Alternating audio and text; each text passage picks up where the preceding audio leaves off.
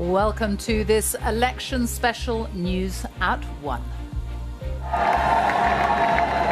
In the past half an hour, Sir Keir Starmer has addressed the nation for the first time as Prime Minister. I have just returned from Buckingham Palace, where I accepted an invitation from His Majesty the King to form the next government of this great nation. In a landslide victory, Labour will return to power with a huge parliamentary majority. For the Conservatives, a night of pain with an historic number of seats lost. Rishi Sunak says he will now step down as leader of his party. I have given this job my all, but you have sent a clear signal that the government of the United Kingdom must change, and yours is the only judgment that matters. A great night. Democrats as well, they become the third largest party. At the 8th time of asking, Nigel Farage is elected as an MP as Reform received more than 4 million votes. The Greens celebrate as the party wins a record 4 seats in the House of Commons. The SNP suffer their worst results since 2010. Their leader, John Swinney, describes it as very, very difficult and damaging. In Wales, the Conservatives are wiped out, with Labour and Plaid Cymru making gains. And in Northern Ireland, the biggest party will be Sinn Féin, who now have 7 MPs, but significant losses for the Democratic Unionist Party.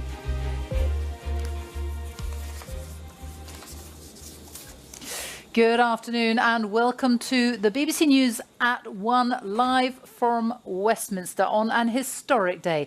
Labour has won an historic victory in the general election, confining the Conservatives to their worst ever defeat.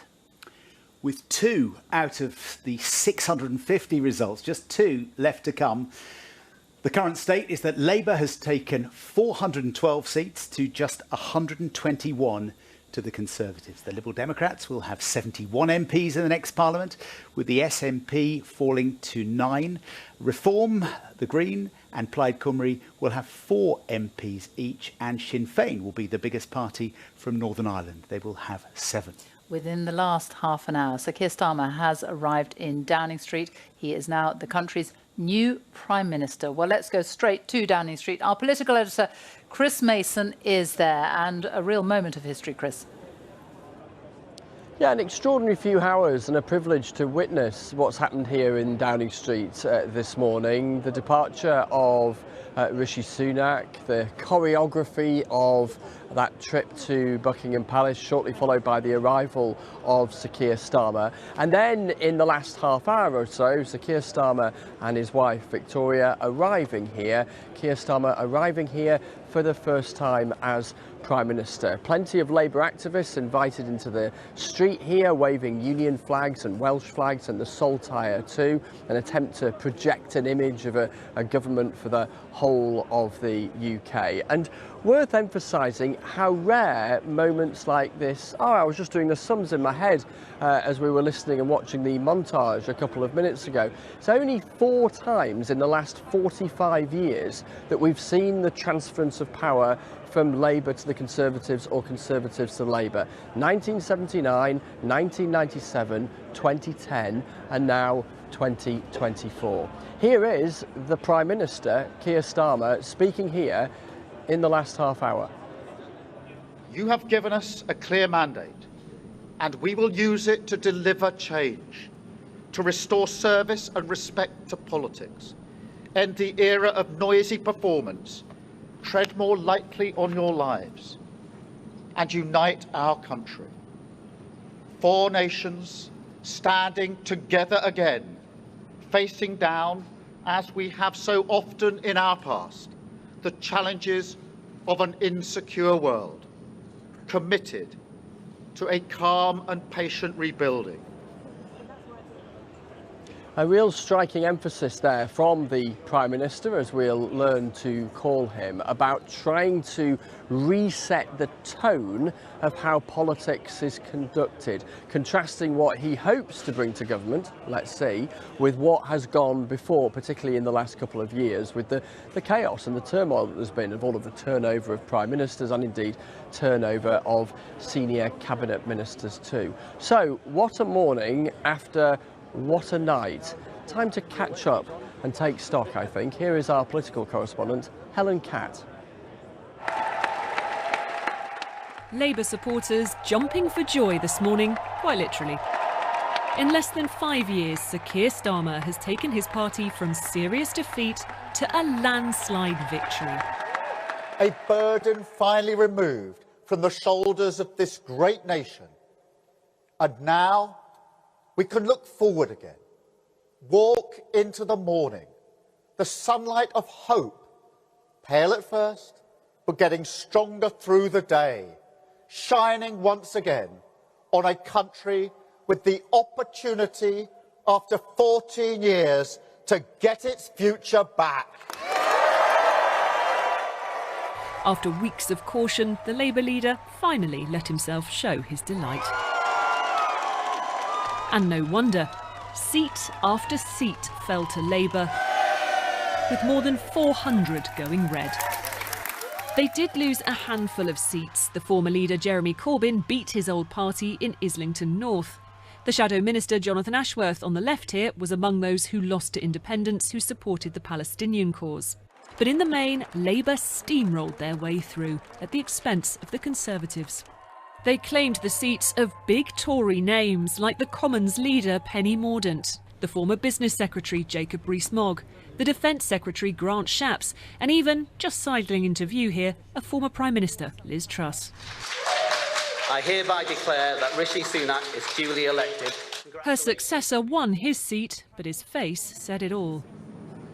For the Tories, it hadn't rained, it had poured. 250 losses. Rishi Sunak, with his wife Akshata Murthy, walked out into Downing Street for the last time as Prime Minister this morning to apologise. To the country, I would like to say first and foremost, I am sorry. I have given this job my all, but you have sent a clear signal that the government of the United Kingdom must change, and yours is the only judgment that matters. I have heard your anger, your disappointment, and I take responsibility for this loss. To all the Conservative candidates and campaigners who worked tirelessly but without success, I am sorry that we could not deliver what your efforts deserved. A big cause of trouble for the Tories was Reform UK. It won 4 seats, but cost the Conservatives many more. 21,225. Its leader, Nigel Farage, was elected as an MP on his 8th attempt in Clacton. Believe me, folks, this is just the first step of something that is going to stun all of you. The Liberal Democrat leader ended the night with the same exuberance with which he'd campaigned. A staggering comeback took them from 11 seats in 2019 to more than 70 this time, making them once again the third party in Westminster. It's been fantastic. It's been a record-breaking night. This is a historic step forward for the Liberal Democrats. We will now be the largest third-party force in Parliament for over 100 years. And I think our positive campaign resonated with people, particularly putting health and care right at the centre. The Greens hit a historic high too, quadrupling their seats from 1 in Brighton Pavilion to 4, including Bristol Central, won by their co-leader Carla Denyer. A result that seemed to be almost overwhelming. Bristol, you made history today. Together we did it.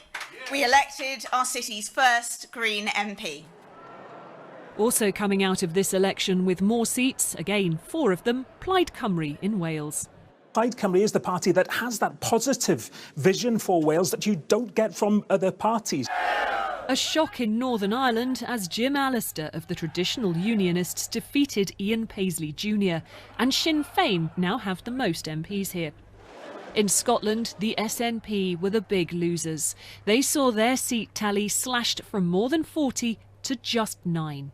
It goes without saying that last night was an incredibly tough night for the Scottish National Party, and I am very sorry to be losing so many able members of Parliament and candidates who were unsuccessful.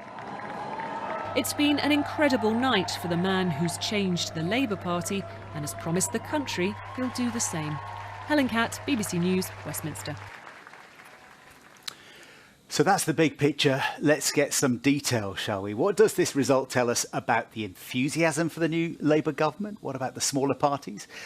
How did they fare?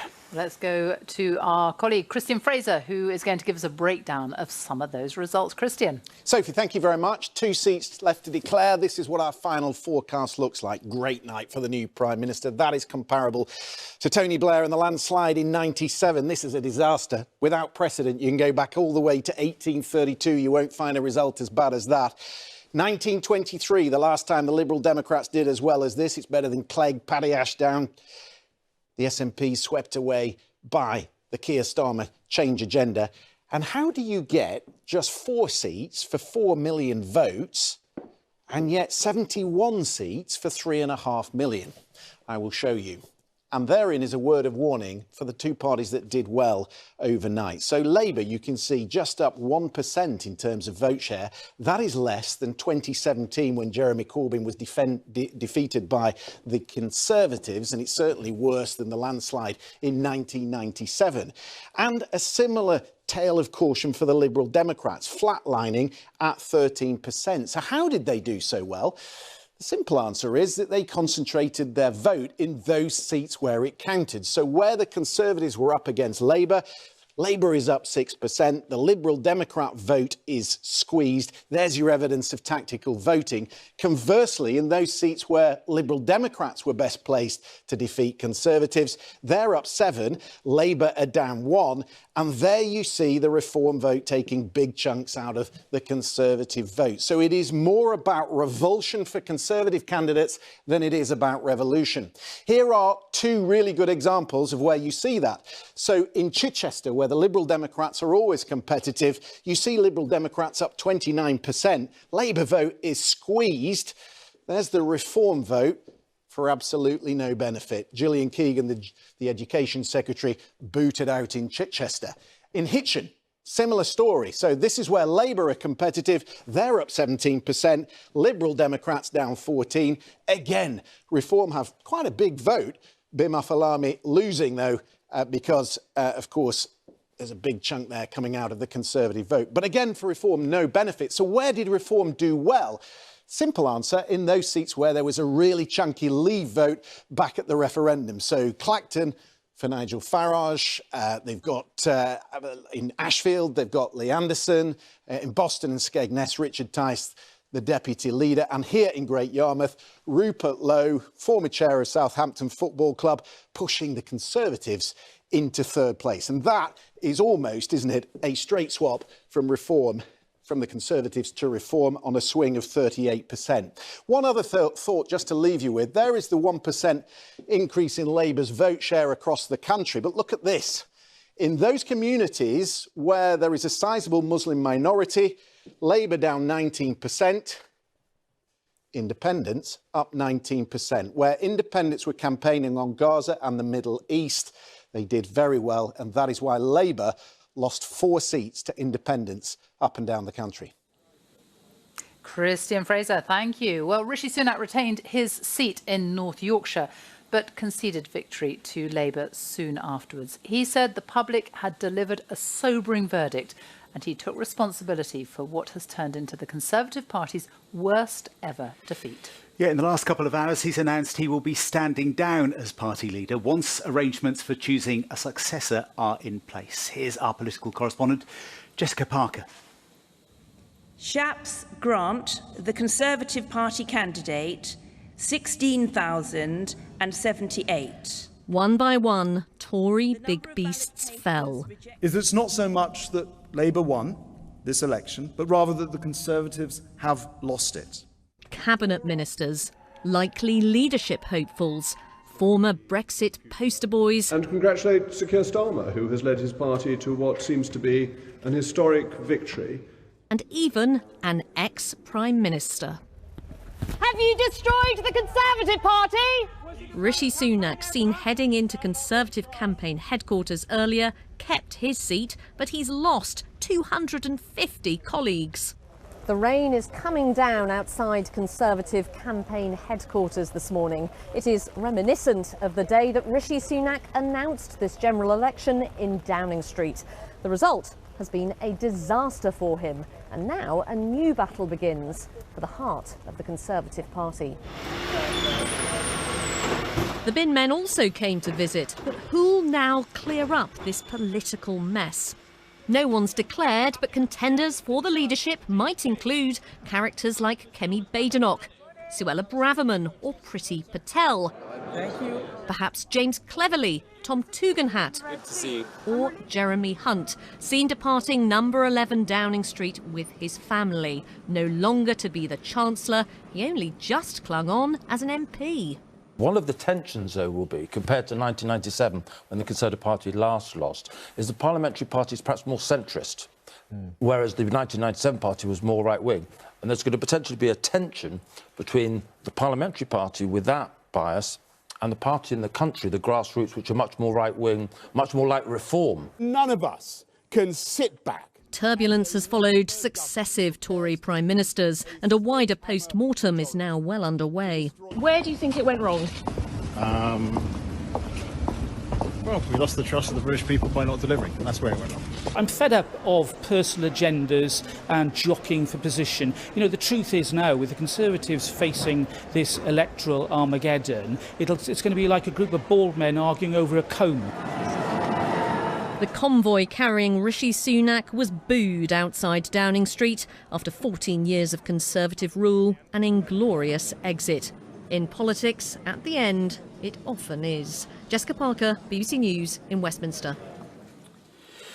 Well, perhaps one of the most dramatic moments of the night was when the former Prime Minister Liz Truss lost her Norfolk South West seat by just 630 votes. Ros Atkins was at the count in Kings Lynn, and he managed to catch up with her shortly after that result was announced.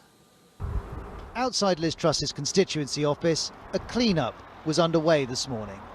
For those inside, there's a political mess that will take longer to fix. South West Norfolk has elected a Tory MP for decades. Not anymore. Well, she hasn't done any good that I can think of. She'd failed as a Prime Minister. She just seems a little bit of a failure now. She's arrogant. She's just arrogant. At the count in Kings Lynn, rumours swirled that this time was different. It was.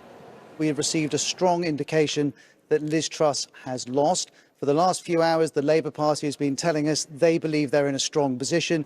Minutes later, the candidates gathered on stage. Last to arrive was Liz Truss, to face defeat.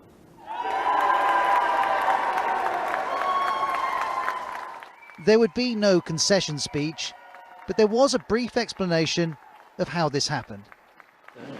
I think the issue we've faced as Conservatives is we haven't delivered sufficiently on the policies people want.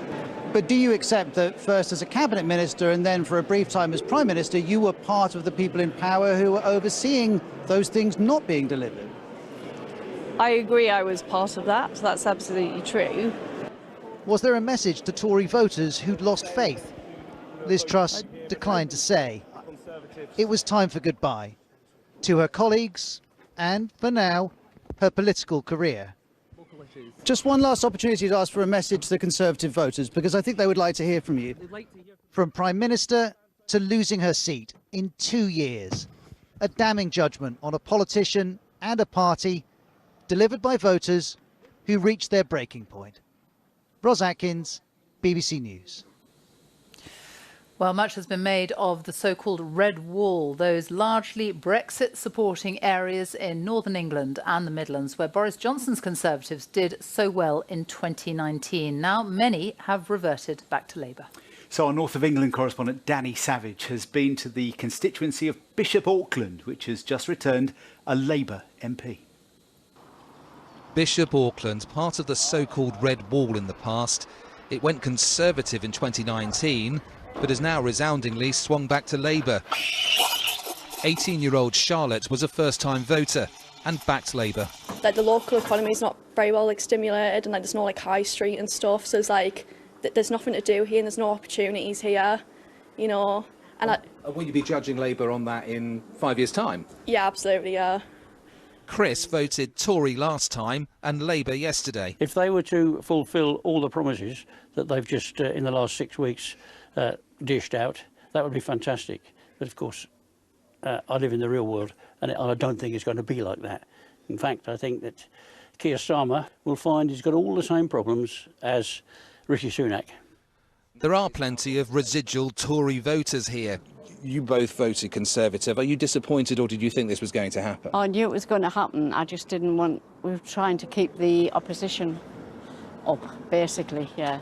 People blame the Tories for a lot of things that were beyond their control. Reform came third here. Malcolm supported them. He's happy that Nigel Farage has finally been elected.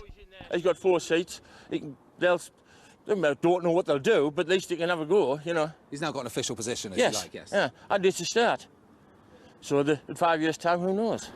This time yesterday, you could have gone coast to coast across the far north of England without leaving Conservative territory. Now it's all Labour, and that includes constituencies like Hexham, which was held by the Tories for nearly 100 years. But in this Labour gain, their supporters want to see results. I've got quite a young family. I've got 2 little ones. Just see what they do for us in that sort of respect, and hopefully a bit more prosperity for the future for them more than myself. Labour campaigned on change and voters responded. People here really hope there are better times ahead. Danny Savage, BBC News, Bishop Auckland. Well, the Liberal Democrat leader, Sir Ed Davey, has hailed a record-breaking night for his party after they won 71 seats. That represents a huge increase on its performance in the 2019 election, when it returned to Parliament with just 11 MPs. We can speak now to our political correspondent, Hannah Miller, who joins us from Maidenhead, which, of course, Hannah, used to be Theresa May's constituency.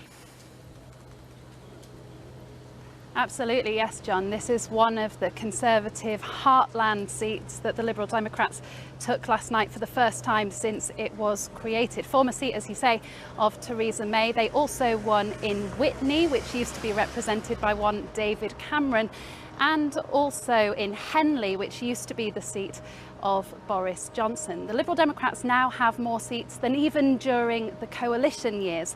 And this morning, Ed Davey said he wouldn't take voters for granted. And, you know, trust is a very precious commodity. It's hard won. And sometimes you've lost it, you lose it. And you have to work very hard to win it back. And I want to thank people for trusting us again. We will not let you down. We will honour your trust. The story of what's going on here really is twofold. The dramatic loss in Conservative support, but also the deliberate targeting by the Liberal Democrats of seats where they previously came second. We all saw the stunts, didn't we? Ed Davey paddleboarding, Ed Davey driving a JCB, bungee jumping. But behind the scenes, there was a lot more serious strategy going on. They know as a party what it is like to pick up a lot of votes and not many seats. And this time they were much more targeted in what they were trying to do. They played the game that was in front of them, and they have been rewarded with some really historic wins. Hannah Miller, thank you very much indeed. Well, on the 8th attempt, Nigel Farage succeeded in being elected to Parliament. The Reform UK leader will be joined by 3 colleagues as well after the party received 15% of the national vote share. Well, let's talk to our special correspondent, Lucy Manning, who has been following their campaign. Lucy, and they did very well in terms of the number of votes. They actually got more votes than the Liberal Democrats, although it didn't translate into seats. Yes, that's right. The third largest vote share and the third largest number of votes, but not the third largest number of seats. But Nigel Farage and the Reform UK party will be and are very happy with their 4 MPs. Mr. Farage is about to arrive probably in the next hour or so here in central London with his 3 MPs near the House of Commons. The message that they want to send out very clear, that Reform UK has landed at Westminster. And just think back a few weeks ago, Nigel Farage was prepared to sit this one out, but he realised that to win it, he had to be in it. And that seemed to galvanise the Reform UK campaign. They squeezed the Tory vote, helping to bring about the downfall of the Tory government. And they took seats not just in Clacton, Mr Farage's seat, but Ashfield, Boston and Skegness and Great Yarmouth. But at the declaration last night, when he won his seat, Mr Farage was very clear he now has Labour in his sights. Enthusiasm for Starmer whatsoever. In fact, about half of the vote is simply an anti-Conservative vote. This Labour government will be in trouble very, very quickly. We will now be targeting Labour votes. We're coming for Labour, be in no doubt about that. And the bruised Tory party will now have to decide how to deal with reform. Mr Farage sees this as a launchpad for 2029, but Westminster will be waiting for the populist, the disruptor, as Nigel Farage is finally an MP. Lucy Manning, thank you. Well, it was a terrible night for the Scottish National Party. The leader of the SNP, John Swinney, has committed to staying on in his role despite his party suffering heavy losses overnight. They dropped from the 48 seats that they won in 2019 to just 9. And as Katie Hunter now reports, this marks the SNP's worst performance in a general election for more than a decade.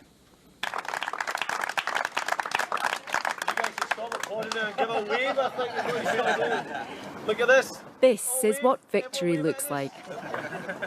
Labour won just a single Scottish seat at the last general election. These new Scottish Labour MPs. This time they won, and big. Look, the country is crying out for change. After 14 years of Tory chaos, we finally turned the page. But also, let's be really clear, this is also a recognition of the incompetence failure of an SNP government too. And I want to thank the people of Scotland for putting their faith and trust in the Labour Party. I understand their desire for change, and now the hard work starts to deliver it.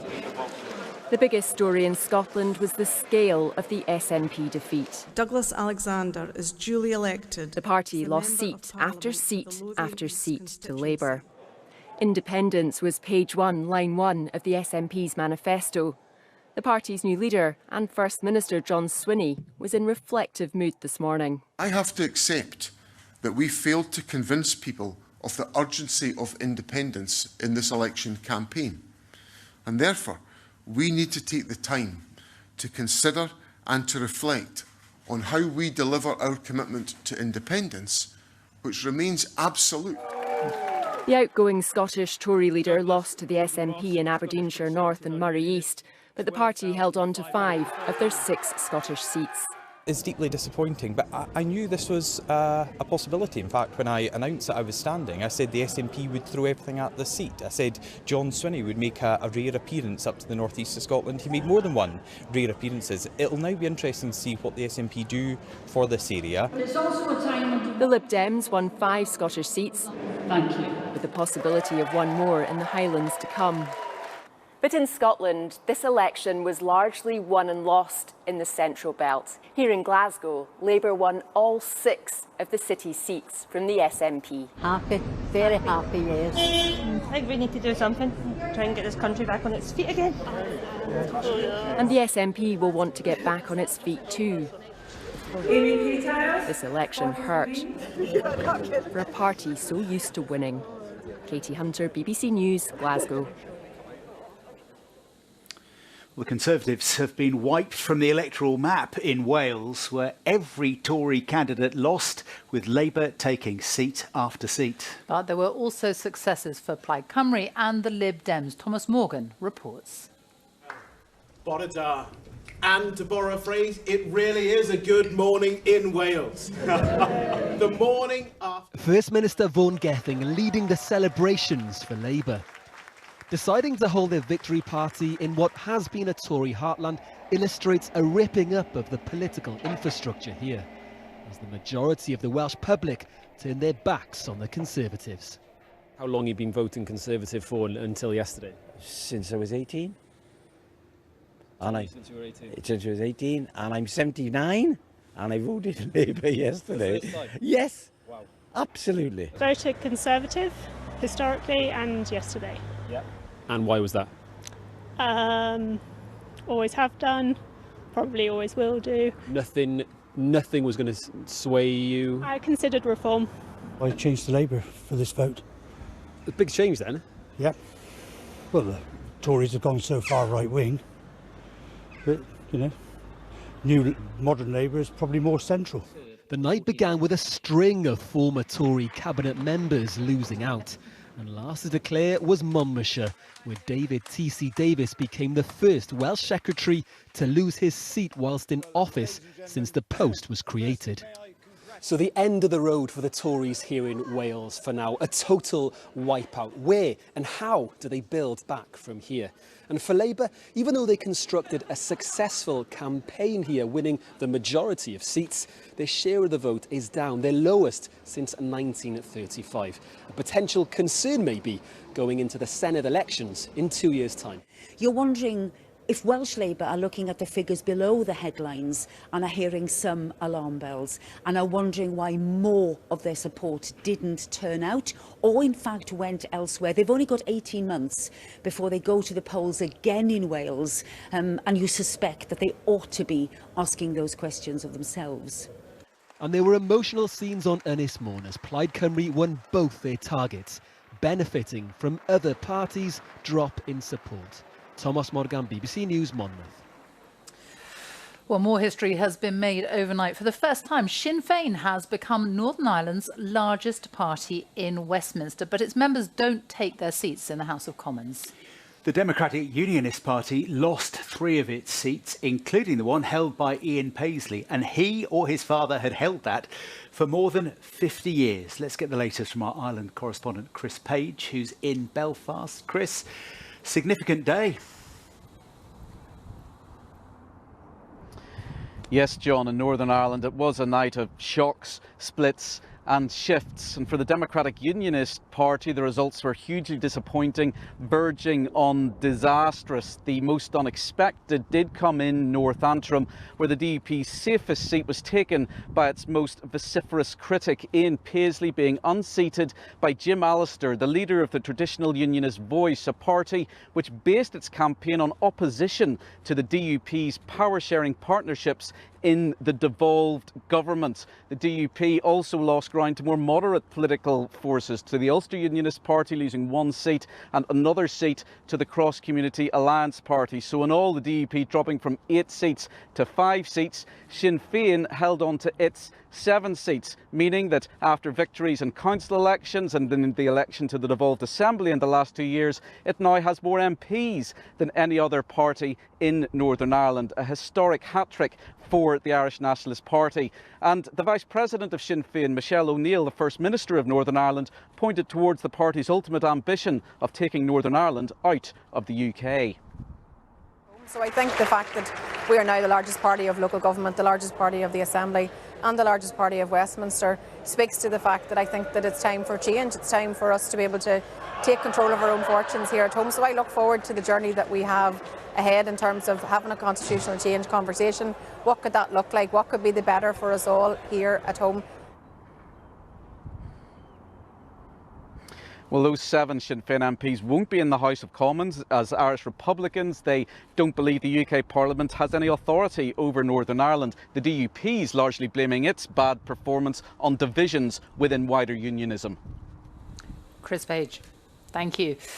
Well, the Green Party of England and Wales is celebrating its best ever results. They are up from 1 MP in the last Parliament to 4. And one of them is the party's co-leader, Carla Denyer, who took the newly created seat of Bristol Central. And our West of England correspondent, Dan Johnson, is there for us now. 1 of 4, Dan. Yes, I think this performance is beyond what the Green Party was hoping for. They are really pleased with their performance. Across the south of England, they've defended the seat that they already held in Brighton Pavilion. They have won the seat of Bristol Central. That means that they've unseated Thangam Debonair, who was Labour's Shadow Culture Secretary. That's something for Keir Starmer to contemplate now, who will replace her. They also picked up the seat of Waveney Valley in East Anglia and North Herefordshire too, with big gains. So the co-leader, Carla Denyer, who is now the MP for Bristol Central, has been celebrating with her supporters this morning and telling them that the Green Party at this election has made history. Everyone who voted Green, wherever you are, you've helped strengthen the case and make it easier for us, the Green MPs who've been elected, to push the incoming Labour government to be bolder on environmental matters and on making this country a fairer place. Their share of the vote is nudging up towards 7%. That would be their best performance ever. And these are different seats that they've picked up. The seat here in Bristol, very urban, like the Brighton seat that they were defending. But the seat in East Anglia and in Herefordshire, very rural places where the Conservatives had traditionally been safe in their seats. So the Green Party is saying this shows they have a broad base of support from which they can now build. Dan, thank you very much indeed. Well, Sir Keir Starmer walked into Downing Street less than an hour ago, and his work begins right now.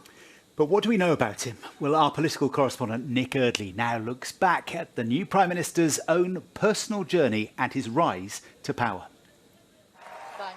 Keir Starmer has made it to the very top of British politics, but his journey to Downing Street wasn't always an obvious one.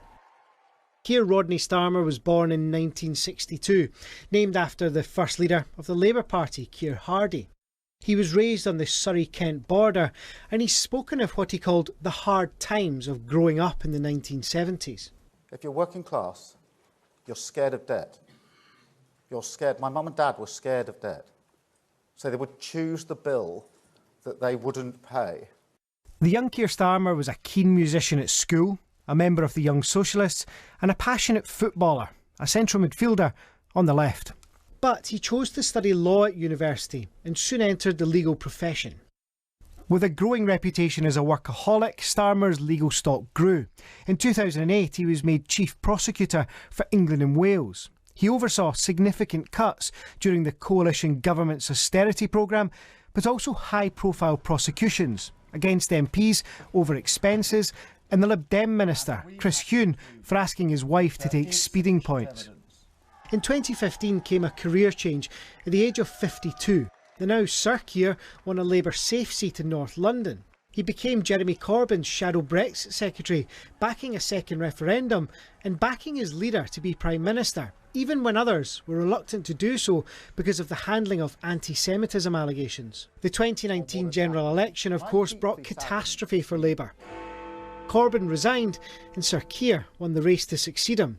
There were significant bumps in his early leadership. Starmer considered quitting after just 2 years when Boris Johnson's Conservatives beat Labour in the Hartlepool by-election. But he didn't quit. Instead, he took on Labour's left, often ruthlessly. Policies were junked, Corbyn was suspended, British patriotism was embraced.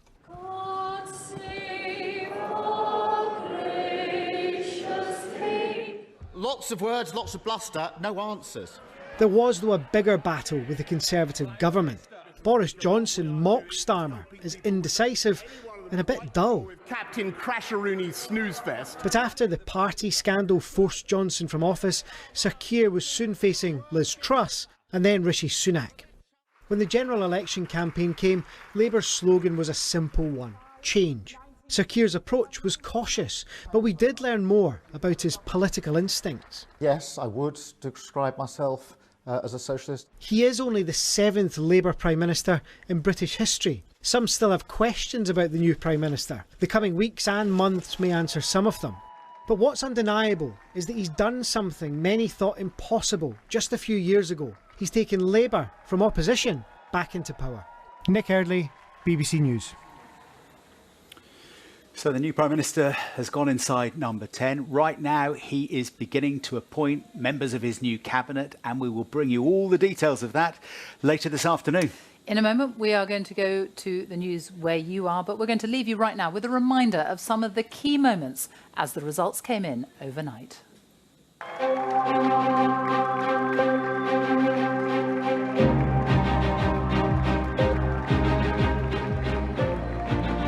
From now on, you have a government unburdened by doctrine, guided only by the determination to serve your interest.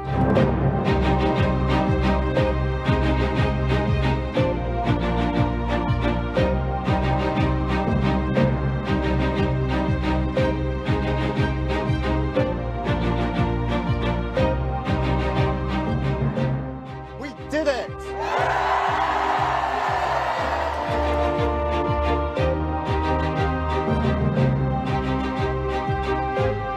The British people have delivered a sobering verdict tonight.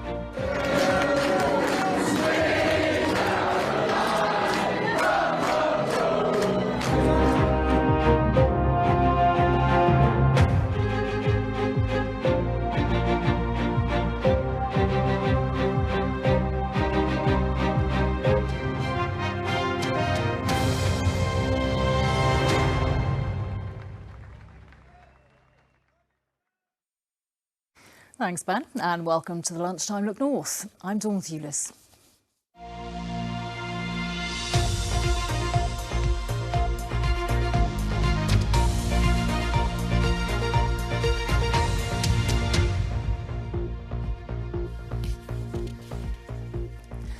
Around 60,000 people are getting ready to take part in the Great North Run this Sunday. Now in its 44th year, it raises around £25 million each year for charity. Commonwealth Games record holder and Olympian Eilish McColgan has her sights set on a win after coming 5th in the difficult finish last year. Yeah, I've had a really challenging 2 years coming back from knee surgery, so to be honest, even getting to the start line last year was a real bonus. This year, I feel like I'm in a much better position, so yeah, I'd love to try and get a little bit closer and take the win this year, or even try and get on the podium. That sort of mile, final mile along South Shields, it's the longest mile in history, but yet it's just an incredible atmosphere. You know, people are coming out of their houses. You can just tell that there's something unique about this race and something really special about it. An inquest has been opened into the death of a fairground worker on North Tyneside. Corey Lee Stavers, who was 28 and from Sunderland, suffered fatal head injuries at the Spanish City Summer Fun Fair in Whitley Bay on Saturday, the 23rd of August. The fair, operated by the Turners Fun Fairs Company, which was due to run throughout the bank holiday weekend, was closed, and the Health and Safety Executive informed.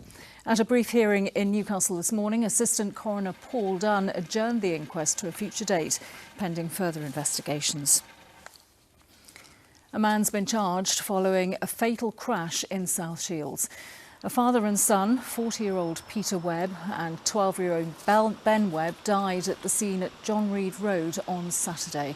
35-year-old Michael Webb from South Shields has been charged with 2 counts of causing death by dangerous driving.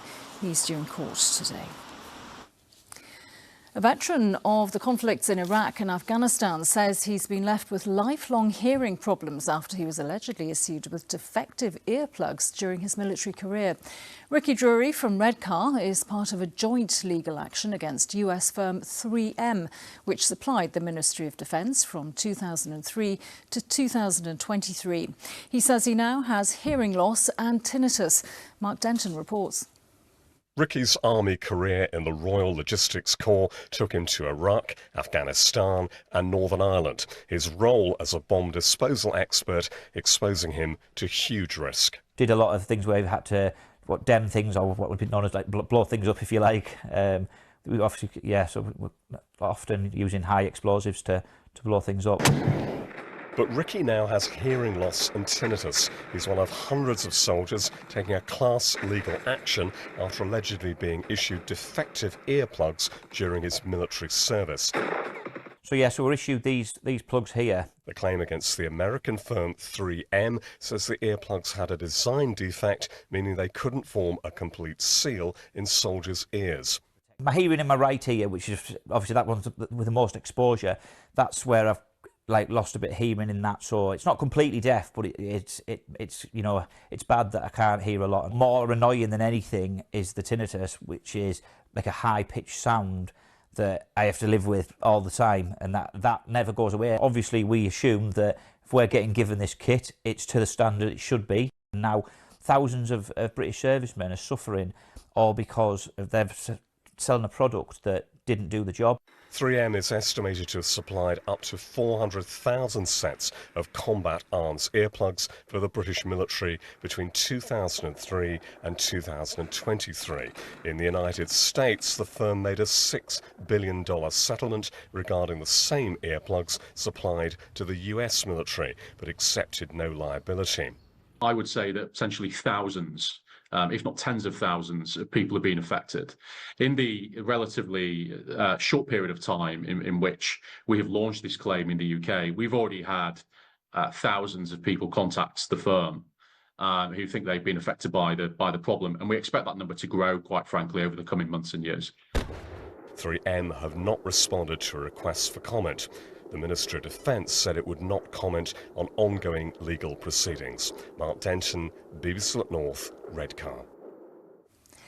Local politicians and campaigners are calling for extra train services at a rural station in Northumberland. 140 trains pass through Chat Hill station every day, but few stop there. The group's calling for 8 trains to call there in both directions. Campaigners believe extra trains could be vital in helping tourists explore the coast. We obviously think it's going to be very important because it serves the coast and all the tourists and the visitors who come every year, which we're very glad to see, but there's no rail alternative for them. They have to come by car. Really, the bus service is not very good, and we believe that more trains at Chat Hill will help to solve this problem, as well as, of course, all the local people who want to travel into Newcastle and indeed to Edinburgh. Now it's back to school for many this week, but one teacher in our region will be getting quite the hero's welcome after coming 4th in an international weightlifting competition. Stacey Woodrow from Blyth leads the science department at Keep Your Academy in Houghtonleigh Spring. At the end of August, she travelled to Ireland along with her family to compete in the world's natural strongwoman competition, while Emma Wass has been to her gym in Ashington. Pushing herself to her limits. It was Stacey's first ever international competition after taking up the sport just 2 years ago. For example, we had a 200 kilogram yoke where you carry a frame on your back for 30 metres, and then that was straight into 130 kilogram power stairs. One of my favourite events was the Zercher carry, where you carry basically a frame at the front, and that was 170 kilograms. Carry that for 20 metres, and then having to run and load an 80 kilogram sandbag. So lots of kilograms, lots of moving, very fun. Go on, Stacey! Stacey was one of 20 in her category of women over 40. They competed in various events over 2 days, with Stacey finishing in 4th place. I'm really proud of my mum and stuff. It just felt really good and cheering her on and stuff. It's amazing how she can do this and something that she loves. I think I was really shocked since she's now the 4th strongest in the whole entire world. So I was like, wow, I did not expect that. And I didn't know about the world, so I was like, oh my God, I'm so proud of her. Does this mean you're going to start doing your homework? I'll have to think about that. Really, really proud of her. Really, really happy for the work that she's put in. She obviously has a full-time job. She has a young family. It's not easy putting the hours in, but she's shown a lot of dedication. And I'm really happy for her getting her just rewards at the end of it. Now it's back to training, and Stacey already has her next challenge in sight. So I've got my eye on a 210 deadlift before the end of the year. That's kilograms, and then that should tie me in nicely to going into England Nationals next year. I've learned just to not be afraid to give things a go. I'm a pretty confident person anyway, but it's okay to get yourself maybe out of your depth at the beginning and see how you find your feet. Emma Wass, BBC Look North, Ashington. You certainly wouldn't mess with Stacey, would you? No, not a chance. Tell you what, though, you're doing something impressive this weekend because you're running the Great North Run. What's the weather going to be like for it? It's not looking too bad, actually, this weekend. Certainly a bit drier than last year. Good afternoon. But it is going to be a little bit humid and maybe on the hot side. We'll get to that in just a second. But actually, South Shields today has got some lovely blue skies. Many of us across the region enjoying the same thing at the moment. Through the afternoon, there may just be 1 or 2 light showers, but otherwise it's looking dry. So here's the map then for the rest of today. There will be a few showers, as I say. They will be light, not very many of them at all. And temperatures today, perhaps up to 20 degrees across parts of the northeast, a little bit cooler for Cumbria, 16 to 18 degrees here. Now through this evening and overnight, a fine end to the day for the most part. A little bit of cloud coming and going through the night, and the wind will start to pick up a little bit from the south or southwest. The temperature overnight dropping back to between 7 and 10 degrees.